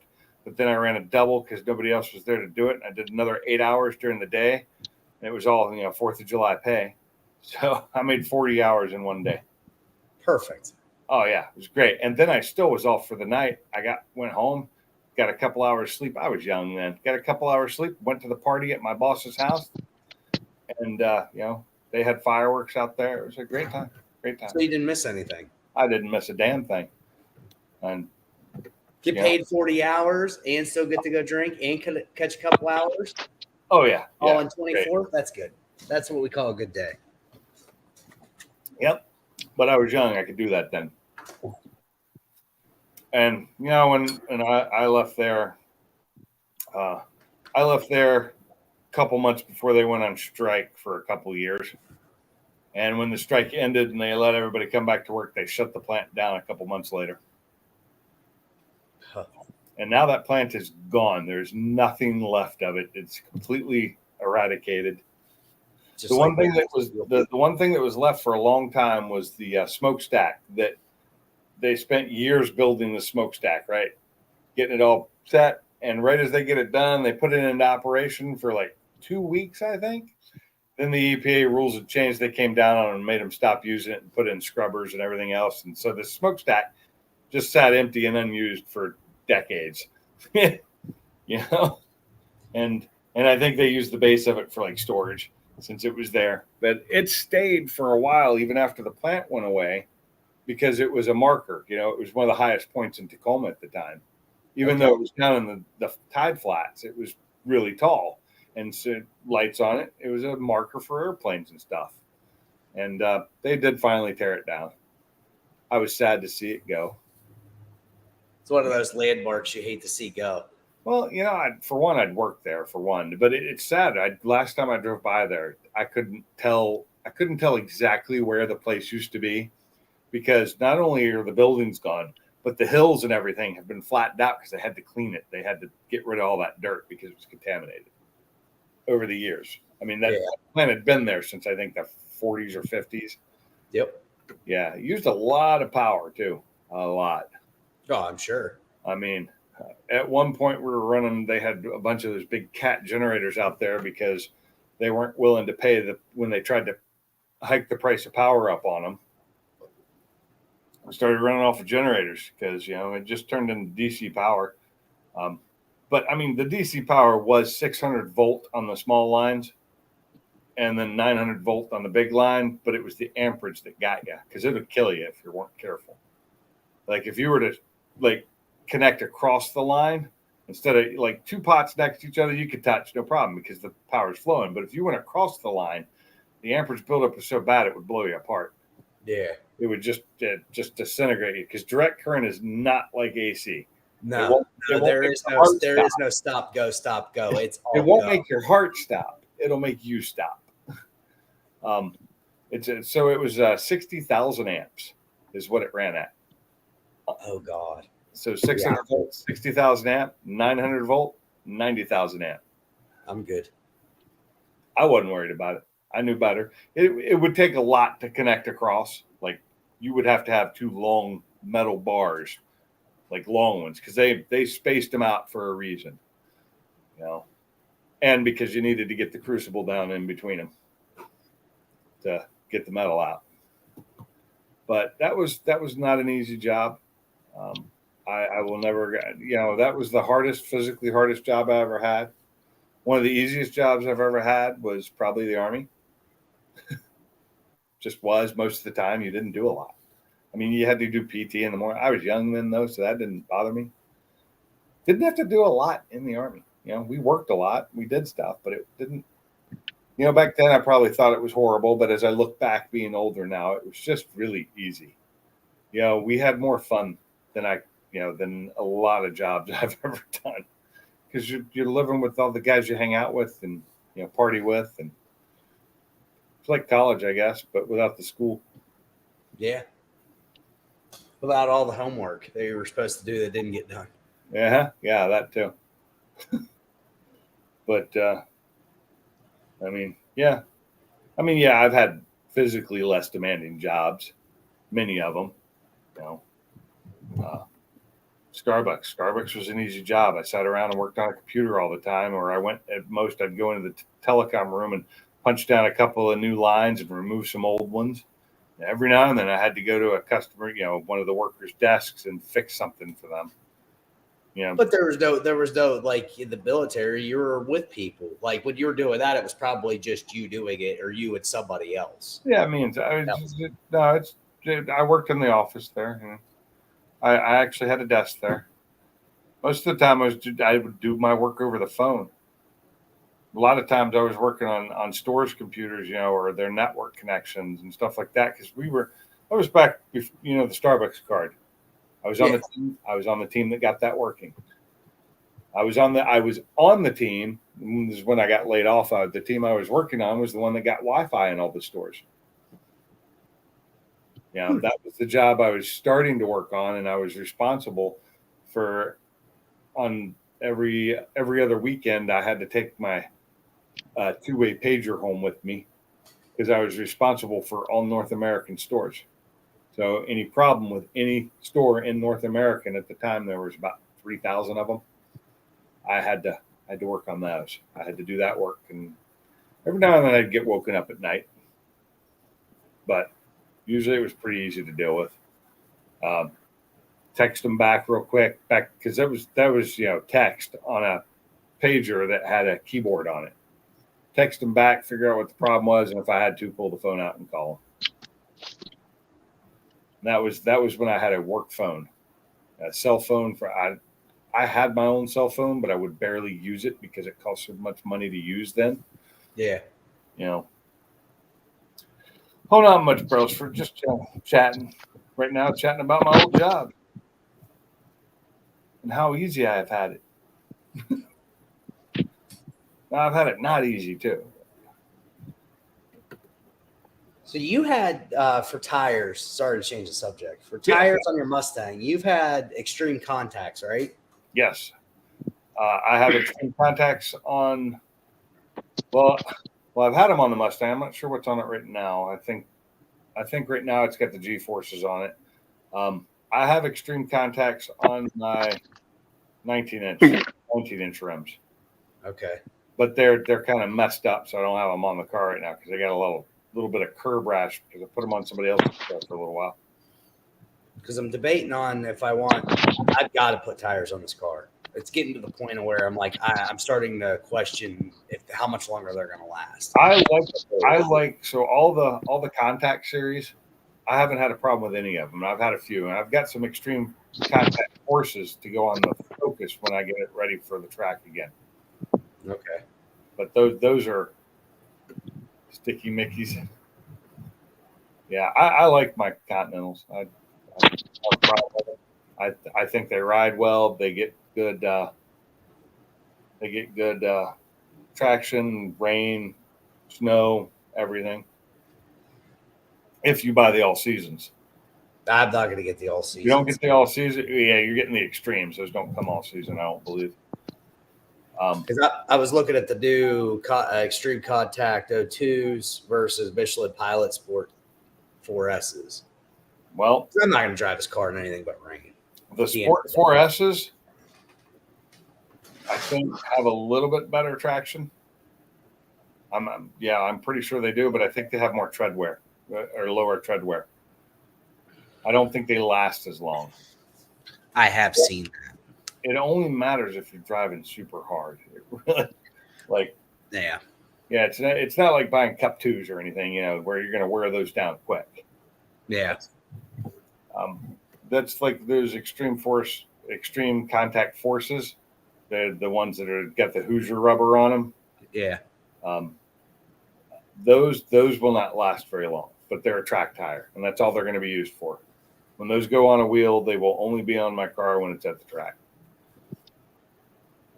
There's no sense in wasting them because they were not cheap. I've debated on it, and it's literally come down to, I don't race my car as of right now. I'd like to put different wheels on it, but I need to just put tires on these wheels for the time being because I don't see me getting wheels for another year. At this point, I'd get good ones, either the Michelins or the Continentals. Either of them are good. I'd just go with whatever I can get cheaper at the time, like whoever's got the deal. But one of those two would be there. Yeah, you're looking at the Extreme 2s. I've got the originals, which I thought were great. And I've heard that the 2s were even better because usually they don't get worse. I watched the guy that does, tire reviews, but it's TYRE. Is he in Europe or in the UK? I think he is, but their headquarters is based out of the US. Right. But he did a direct comparison of the Extreme Contact O2 versus the Michelin Pilot Sport. In each one of them, it was like trading blows. He's like, basically, it was if you have one, just try the other one. I don't think you'd be disappointed. That was basically that's what I was so thinking. close. Is you're just gonna want to go with whatever's the better deal at the time, which is the contacts. Yeah, sometimes they like a discount tire.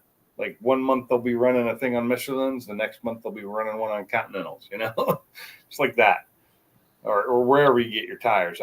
Discount tire for me is too far away for me to just be happy with them. I miss having one I had a lot of them where I lived in Tacoma. I had one in Lakewood I could go to, one in Tacoma I could go to, one up by my work in Auburn I could go to. Here I have to go to Huntsville or to either, if not Huntsville, the town right before Huntsville, which it's an hour away.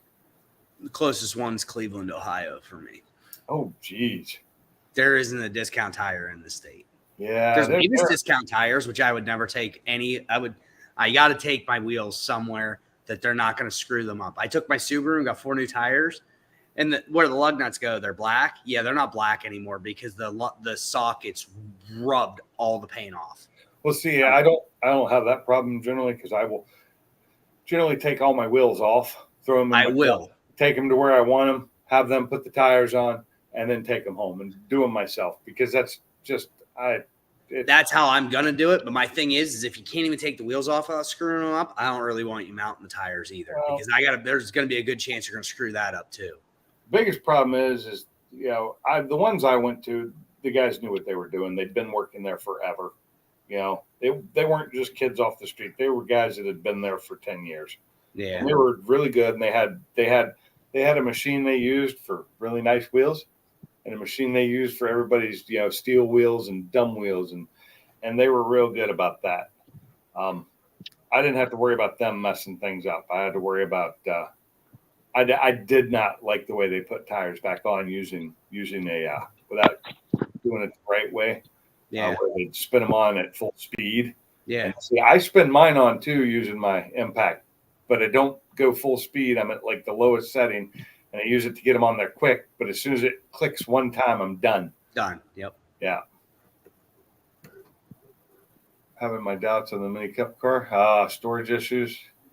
Going to cost a lot more in the long run, huh? Yeah, and Brailsford, from the vote I saw, it was getting way outvoted too for you to just go with boost. But storage issues is a problem. That is true. The inside, but it's something you can think of in the future. Yeah. But yeah, I generally just take my tires in. It was always easy. The only time I didn't, it was when it was my truck that needed a tire. Then I just took the truck in and said, "Here, fix it." But it was my older truck, so. Like I took these wheels and tires down to just get them balanced. I figured, well, these are probably still balanced, but I was like, I'll take them down. I took all the weights off. I polished the wheels and ceramic coated them. I was like, well, I'll go get them rebalanced. So I took them down two at a time. In the shop down here, he said, if you wouldn't have pulled the weights and pulled the wheels off and brought them to us, he said, I probably wouldn't do them. They're too nice and we don't want to screw them up. I was like, well, I appreciate you actually being honest. Yeah, but you said you ceramic coated them. Yeah. You know that I didn't ceramic coat them before I put the weights on, but that's what I was going to do. So I polished them and I have them balanced them, had the weights put on, and then I ceramic coated over. Yeah, I was going to say that ceramic coat will keep those weights from sticking. I'll have to polish them all back off when I go to put tires on because they're. I've had some problems. I've had some problems with those newer style weights, even on tires that weren't polished. They should have held, but they don't because I'm high speed. Yeah. The drag wheels, all that, they just come flying off. Yeah. At that point, I want them to just use the tap-ons on the inside, but sometimes they need to be on the outside. That's the problem. That's the problem with having nice wheels and aluminum wheels. The old steel rims were so much easier to balance, and then they could use the weights that tapped on and didn't tend to fly off quite as easy.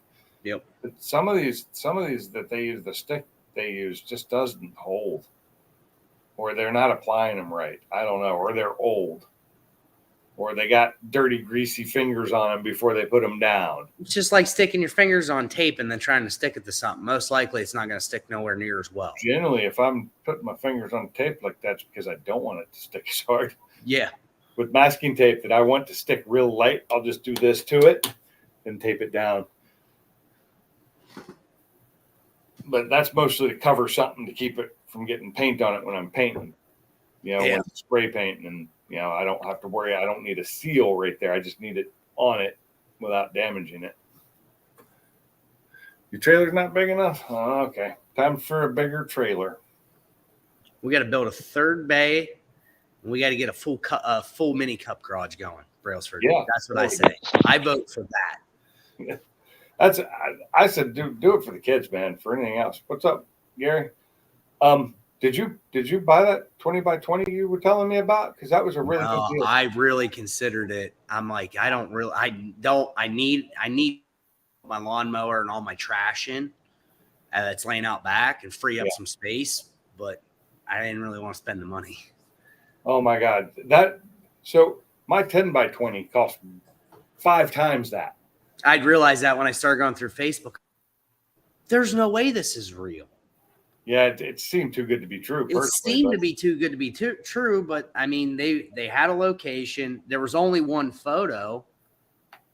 It didn't look like there was anything wrong with it, but who knows? They might say everything's there, and it might not all be there. Let me look here. That's true. If it's real, it's probably gone. That's my thought. That's what I'm looking at. I haven't looked since I saved it. What's up, down with it? Sold. Oh yeah, of course. Yeah, I figured it would be gone if I thought about it. That was it. Oh my God, for $1,200.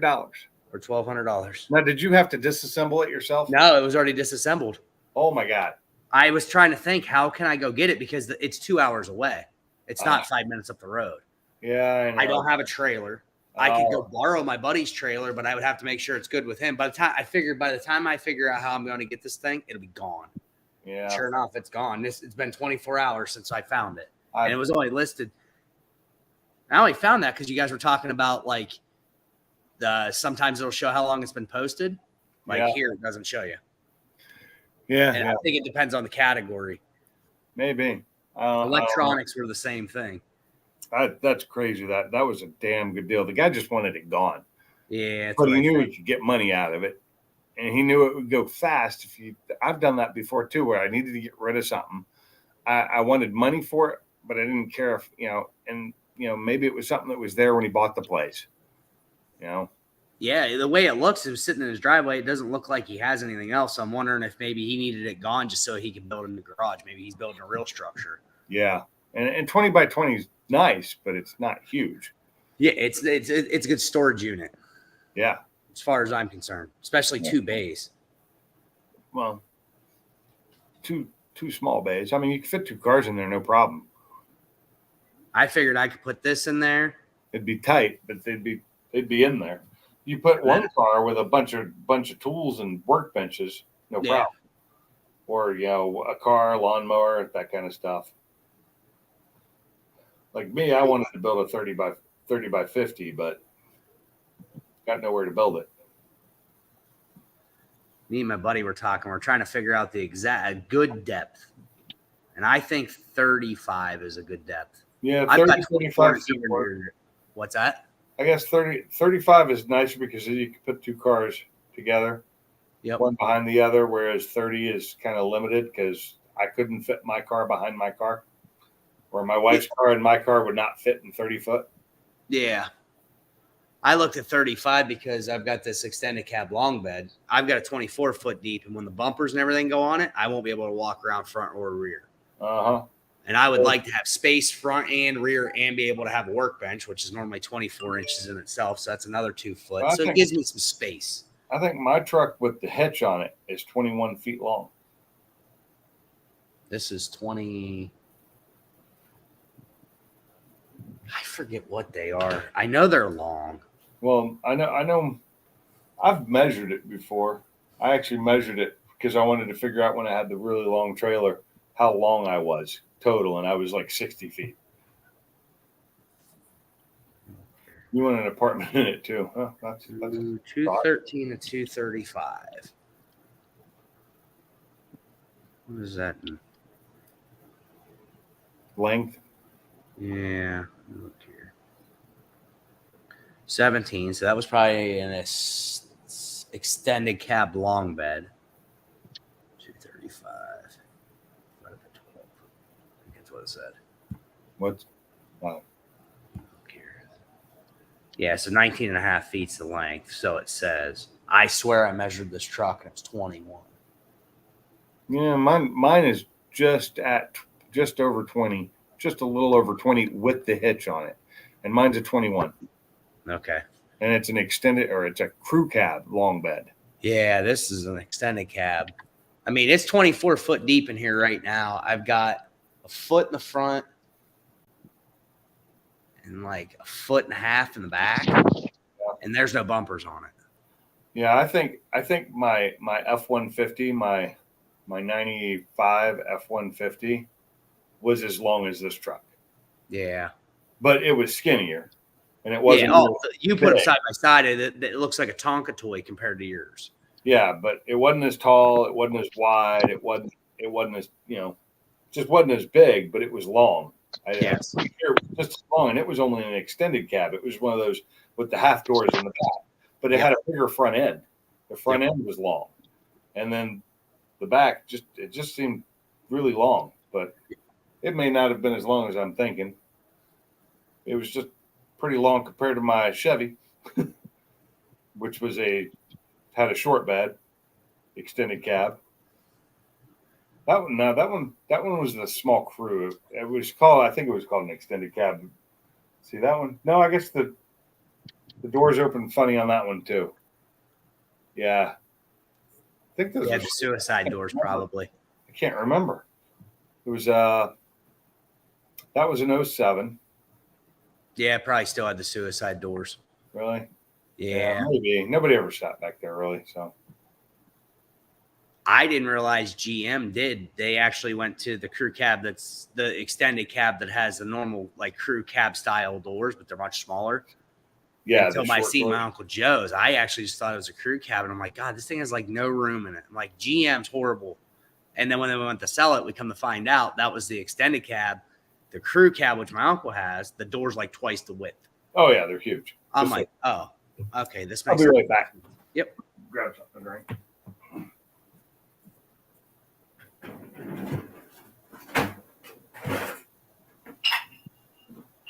Did you eat, sweetie?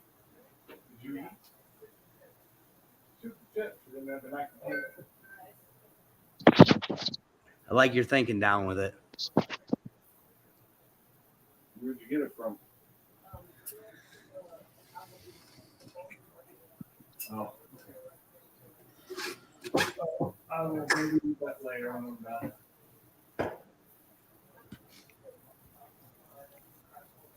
Oh, mine's so scratched up underneath it.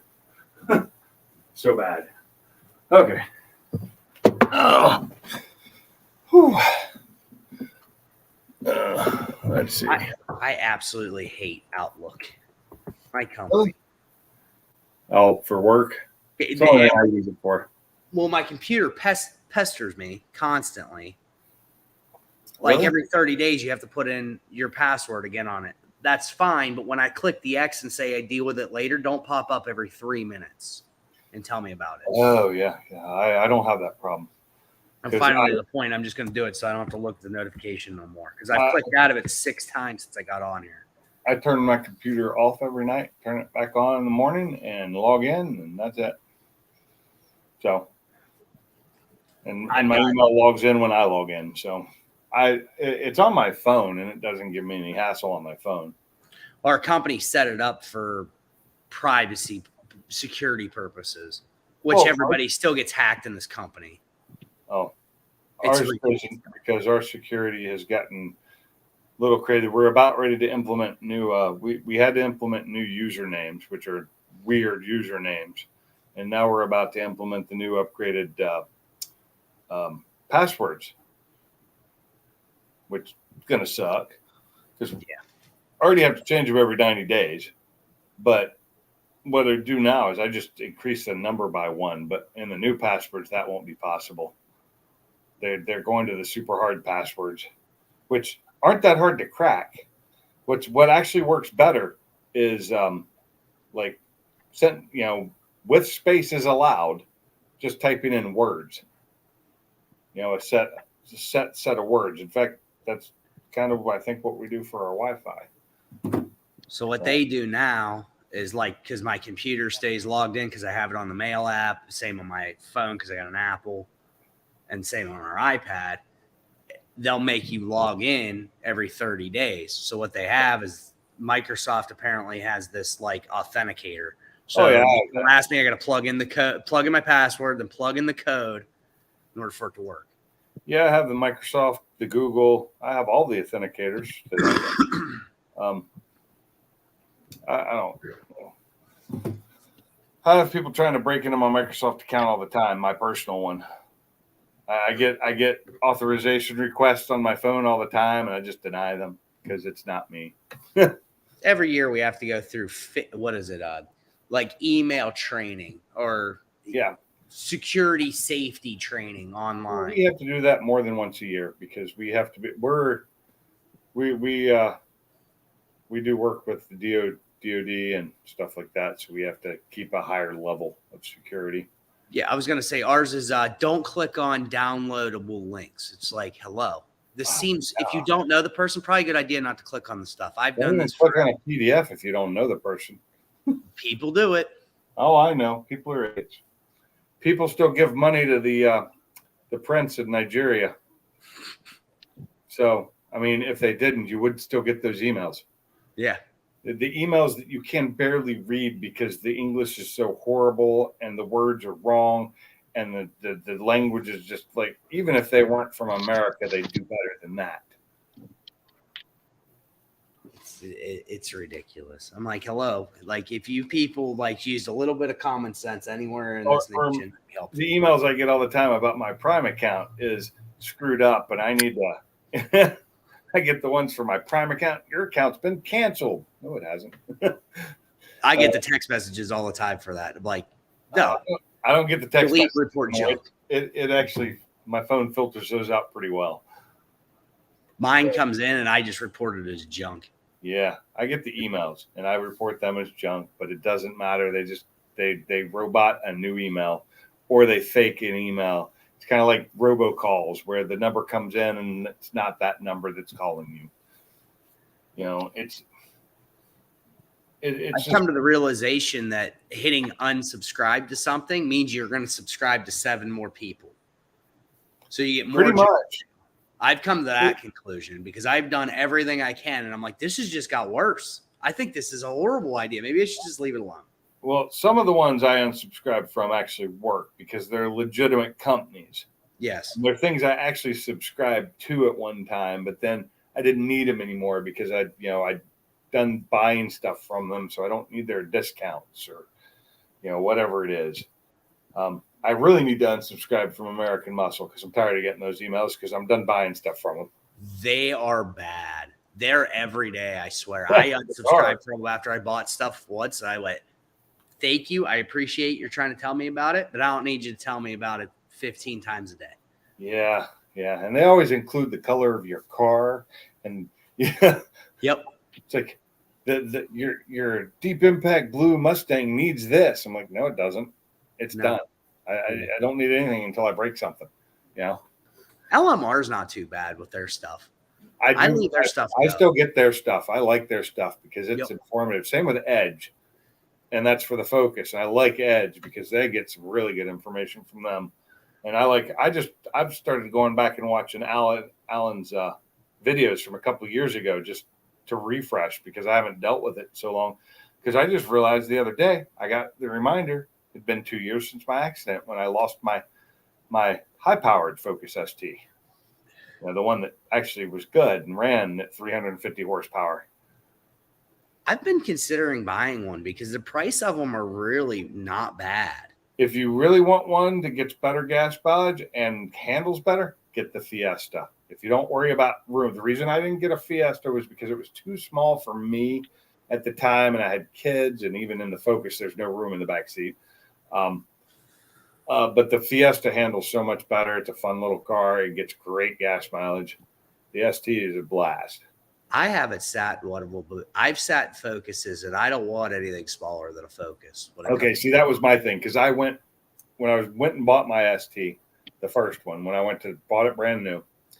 I went and test drove a Fiesta because I owned a Focus at the time. I just didn't own an ST.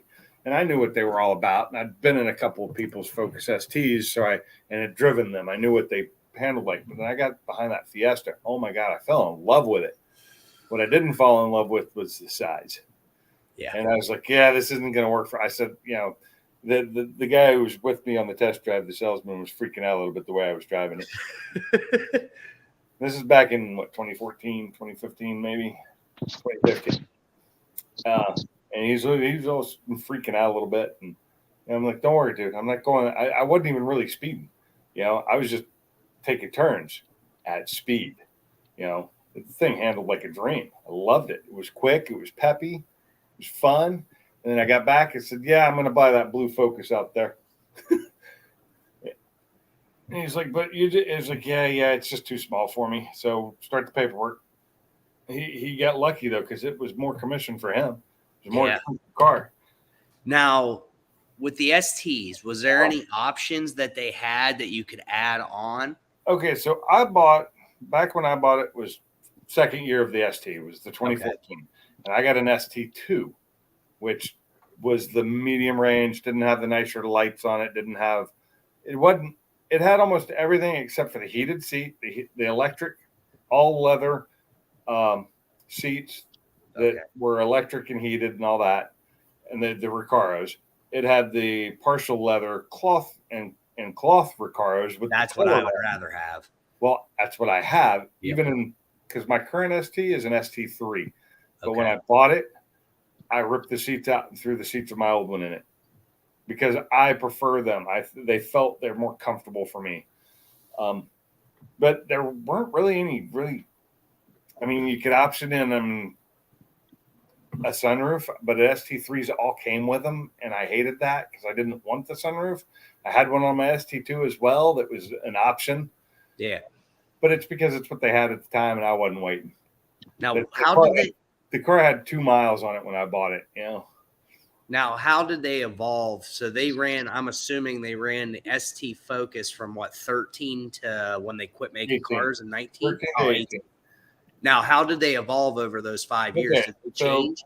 Between 13 and late 14, so 13 and early 14, they had smaller front disc brakes and a different perch on the front strut. It's the only difference between the 13s and 14s, later early, and the 15s. And then in, the 13s and 14s. In 15, they did the facelift, where they just changed the look of them. They made the hood a better fit, changed the lights a little bit, and then changed the back end. And I didn't like the changes myself personally because I didn't So like it's more cosmetic stuff than it. anything. Was all cosmetic. It was Okay. all cosmetic. There was no change in the engine for the entire run. They had the same transmission, same engine. I think there may have been like a year where they tried to do some work on the transmission like they did with the MT82 and put like something weaker forks in it. Yeah. I don't remember. That may just be the Mustang haunting my memory. That But will do yeah. that. But when the RS came out, it was all about the RS, and the STs just pretty much stayed the same. You know, they had basically you could choose ST, ST2, or ST3. But then when they got to the facelift, I think there was only 2 options, the 2 and the 3. They got rid of the base model, I think. Because probably nobody was buying them. Everybody wanted options. The only difference was it came with a lot of people were. It came with the little small 4-inch screen in the front. But that was very short-lived. In 16, the backup camera came out. You know, mine doesn't have one because put those only in. the titanium had them the year I got mine. Okay. And that was a non-ST. That was just the titanium. But in 16, it became a law, so they had to have it. Now, Now I have a backup camera I'm going to be putting in mine. I'm going to and using ForeScan to make it work. And then I do have eventually it'll be here when they get done. They were hoping for second quarter, but I think we're going to be looking at third to fourth quarter this year. A digital dash for mine. I remember you talking about that. Yeah. I'm so looking forward to it because I love the one in my Mustang now. Now, ST to RS, all-wheel drive versus front wheel, correct? That's correct. But a different all-wheel drive than like a Subaru. It's not the same. Okay. And PTUs had an overheat problem if you really pushed them too hard. But that was easily to work around with a better cooler on it. Now, motors, same, but they just upgraded them? Different motors. No, 2.3 open deck instead of the closed deck. The 2.3, it's basically the engine in the Mustang with a different head. Okay. And, I think the last year of them, they'd made some improvements to them. Give them a little bit more horsepower, but that was about it. Same transmission. The only difference was you had the PTU, and I guess it was slightly different transmission because of the drive shaft. But I don't remember how that worked. It may have been like an add-on to the outlet because I thought they both had the MMT6 in them. Well, they probably did, but because it was all-wheel drive, they probably had to put like a transfer style case on it versus this probably didn't have anything like that. So that's probably what made the difference. They just changed the case to make it drive both wheels. So now there's a huge difference. That's why I'm asking. There's a huge difference in price between an ST my God. and RS. And I'm like, I don't think there's that much difference. They're a much. I wish I could have afforded an RS because for track, they were the way to go. On the track, they handled so much better. But other than that, the interiors were basically the same. Yeah. They weren't much nicer. I mean, for the extra amount of money you're paying, you're getting a slightly bigger engine with more power. Yeah. And an all-wheel drive system, which had a drag mode, so it would actually put more force to the rear wheels for like that half a second. But generally it's front bias no matter what. And it was like a 70% bias to the front. I keep running across them. I find more and more every day. Like I don't click like you know on Marketplace. You click on one thing, it'll start showing you others. Yeah, I don't ever click on them because I get mostly Mustangs now, which is, I'm not looking to buy anything. I just like looking at them, see what the market's doing. I did find a Pro Charger for a complete setup for a Fox body Mustang, Yeah. and it looks like an old school one, like from that era. Like Pro Charger was around, and they made. Oh my God. Huh. Never seen that. I never did either. It's made by Pro Charger, which I didn't most know of the they ones made you them see back on then. those. I'm trying to think. What was it? Paxton? Paxton? Yeah, that's what you always seen. But like it comes with this was funny. It actually has a dial for the advancement Oh, nice. made by MSD, and I'm like, this has to be like an old school setup. Oh, I've still seen some of that and some newer stuff. Oh, And it was just something I've tossed around is getting a Focus ST because my company offers you can go to your own personal car, you get a car allowance. yeah. So you end up with 700. They give 1,000. So when it's all said and done, anybody that's done it said you end up with like $750 in your pocket, and they pay for the fuel. So here's the thing: Focus ST, unmolested, stock. They get great gas mileage. They do. Not as good as a Fiesta, but they get good. I mean, I used to get with mine stock, I could get between 26 and 30 if I keep my foot out of it, not have fun. Well, they pay for the fuel, so the fuel didn't matter. It was a matter of having a car that was reliable, that didn't cost a fortune, that I actually wouldn't mind owning. That was my biggest stipulation is if I would do this, I'm not going to go buy some like Honda Element because I might as well just drive my Subaru and let them pay for it. No, it's not a bad little deal. I mean, if you can get a good one that's not got too many miles on it and it hasn't been like ragged out, because they do have LSPI issues because people tend to put them in fifth and sixth gear and hit the gas, and you're just going to get low speed, pre-ignition. Yeah. And it blows engines. It tears those engines apart. They get the Ringland issues. Yeah. Just like a Subaru, but I this engine in here, I got 118,000 or 119,000 on the one I'm driving now. And it's completely stock, and I drive the shit out of it. I drive it like a race car most of the time. Yeah. But I also know, but I do things that people say you shouldn't do. You shouldn't put it in cruise control in fifth and sixth gear. I'm like, yeah, you can. Just don't do it. What's the point? Going too low. It'll do it, but what you got to know is if you follow it shifting, it'll put you in fifth gear way too early. Fourth, everything up to fourth gear is great for keeping a nice shift because it has that stupid shift light on it, which I can turn off with ForceScan, but it has that for better gas mileage. It shifts it before 3,000 RPM. But once you get up to fifth gear, if you're not going fast enough, it's really bad for the engine because that shift light was set up just like the one in the regular, the 2-liter, non-ST. Yeah. So it's going for best gas mileage, maybe not best use of the engine because it's boosted. So as long as you don't like hammer it down at 2,000 RPM in fifth gear or sixth gear, you're fine. That's the thing with me is I'm hopping on the highway, setting the cruise control and driving 75 to 77 mile an hour for the next 2 hours. Oh, that'd be great. I'd love that. And then going around town. The thing is I hate my Subaru. I can't stand my Subaru to the What point. Subaru do you have? I have the Forester. Which It's year? Absolutely, it's a 22, 23. Is that It's when absolutely powerless.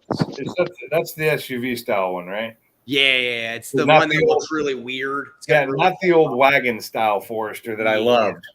I love those. I like it but it has zero power. Absolutely no power to it Oh, whatsoever. really? Because mine used to have a ton of power. It's atrocious. Like I mean, My, for what it was, it had a ton of power. It wasn't like massive power. I've had the Nissan Rogue, not the new one, the generation before, which is just a couple of years ago. I've had 2 of those, and I had a Mazda CX-5, and they would both run over top of the Subaru without even trying. Wow. That CX-5 had a lot of power. You put that thing in sport mode, and it was a little bit scary. You didn't really know you were in a crossover SUV anymore. It ran that well. But if you do decide to buy an ST, just let me know. I'll tell you some mods you can do to it that won't hurt your gas mileage. the thing is trying to find one that's not modified Molested. already. Yeah. I am finding where they're already lowered, which I don't really want because I'll be driving around the road in the You winter. do not want it lowered. No. Trust me, I will be lowering mine, but nowhere near what my old one was. My old one was on ISC coilovers, and I had it down an inch all the way around. It made it hard to get over things. Where I live now, with the way driveways are into businesses and stuff, that would not work. So I'm going to take this one when I put the Fortunes on it. I'm going to take it down about half an inch because I need that lower center of gravity for track use, but it just handles better. But if I only go a little lower, it won't be too bad. But yeah, most of them have been lowered because when you get them, they've got a gap on them. They got A little bit gap, not they the get that wheel gap. I get the wheel Look gap totally thing. lowered, I won't lie. Lowering them makes them look great, but Yeah. it causes issues for driving. Speed bumps, anything like that. Especially, I remember when I had the low profile tires and I hit a pothole one time. I had to get a new wheel. Yeah, everybody talks about having wheel gap. It's like own one of these cars. Oh yeah. Wheel gap's this much. Oh yeah. It's 4-wheel drive mode all day long. I measured it. It's 3.25 inches wheel. had gap. the V6 version, or my wife did the V6 version of that car. It was probably even worse. No, same.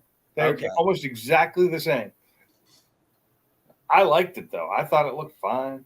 Well, this one here makes it look even worse because the Boss has the front end drop down 10 Oh. millimeters from the factory, but the rear's only by 1. So now you went from a rake to a rake. It's even Yeah. worse. So like the front looks right and the rear is atrocious. Put some springs on it. You'll be fine. I want to do coilovers, just not that I really need them, but I'd rather just have the adjustability to set it to where I want it. I don't want to put them on and be like, it's a half inch too high, half inch too low. Right. I'd rather just be able to adjust it, even though it's going to cost more. Like on my Mustang, I'd put iBox on it all the way around. I had the iBox sport lines all the way around. And eventually I got tired of, hitting, running over shit. And so finally I replaced, put the stock ones back in the rear. Okay. Right. And that was before I even moved. Then after I moved, I got really tired of the front still being a little too low and having some issues with getting up under it to hook up straps. And so I said, screw it. But at that point, I realized that I'd thrown away my fronts when I moved because I didn't want to pack and ship them. So I had to buy new ones. So you've got the stock springs in front and rear of yours. Yep. I'm back to stock. And I think I need new shocks in the front because they're the originals. And it's 7 years old now. So I was just looking at, because this doesn't have, so the Boss has the adjustable front and rear shocks and struts. Yeah. This doesn't have the original rears. So what I had found out reading around, it sounded like a lot of these didn't make it very far in the rear before they started leaking. Because I've been seeing a lot of people you get on Facebook and search the specific group, type in stock Boss shocks or something of that sort, and you'll find conversations of people saying, yeah, I changed them because they started leaking and they got like 15,000 miles on the factories. So I'm assuming that's what happened to these. Yeah. But I was like, well, I'll just get some new ones from Ford. They were $1,100 last year for 2. Oh, Jesus. And I went, okay, no, I'm not going to do that. Well, then this year I'm like, maybe I'll just put them in there and I'll buy the Boss shocks for this, where it drops it down. And I can leave the struts the way they are in the shocks. They're discontinued now. Oh, yeah, of course. So now it's going to be one of those things. Most Bosses aren't going to have the original suspension after a while. I have Vikings in the rear, double adjustables. Okay. Only reason I have Vikings is because I got them for $50, brand new. How do you like them? I mean, what's really the major differences between a lot of the Well, for one, the adjustability, and you can actually tell the difference between 1 click and 2 clicks. Okay. It's right now I leave them set for the drag strip because I really don't drive it that often other than off the drag strip. I think in Michigan I drove it more than I had in a long time. But I have them set in the rear for the harder for the launch. They've got you've got the rebound and the cushion Compression and rebound. Compression and rebound. I've got them set up just the way they say for drag racing, but I lowered it by 1, from the highest level. And then the fronts, I need my fronts to give more than they are. So I'm probably going to need to get Vikings up front eventually. But those are expensive as way too much money. And I just need something that my front end now that I'm back stock again really lifts when I launch, and it does a good transfer, but it could be better.